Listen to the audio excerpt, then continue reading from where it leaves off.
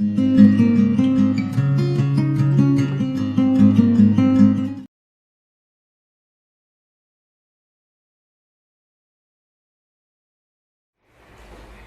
good morning po mga katropa. Ito na naman po si Jokas, and pag-usapan po naman natin ngayon ang issue dito sa DSWD. Bago ang lahat,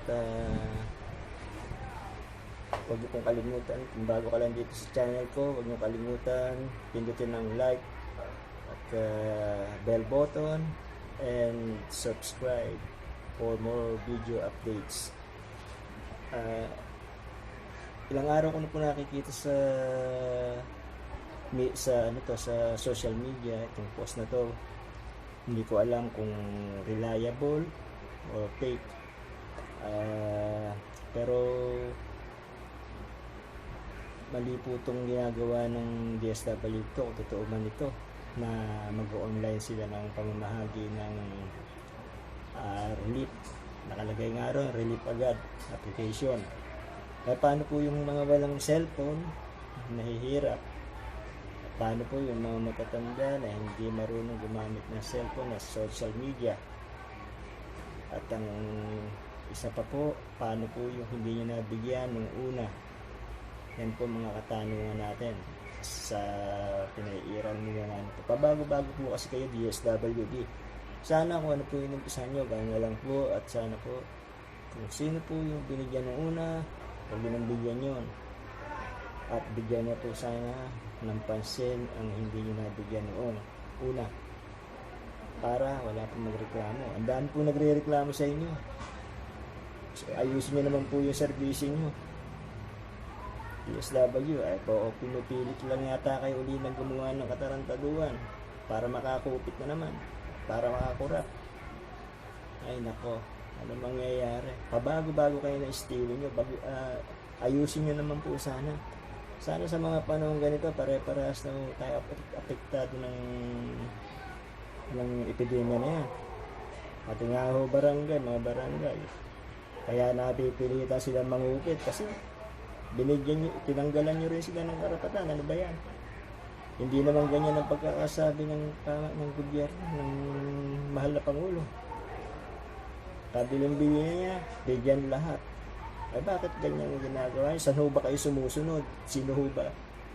Kanino ho ba kayo kumukuha ng mga utos na pinatutupad nyo? Pabago-bago kayo. Uulitin ko, napaka hindi reliable yung servisyo nyo, DSWD. Sana po makarating sa sa kinaukulan. Kasi po talaga maraming reklamo sa inyo. Unang-una po yung mga senior citizen, PWD, tinanggalan niyo yan lahat ng karapatan. Alam niyo ba yan?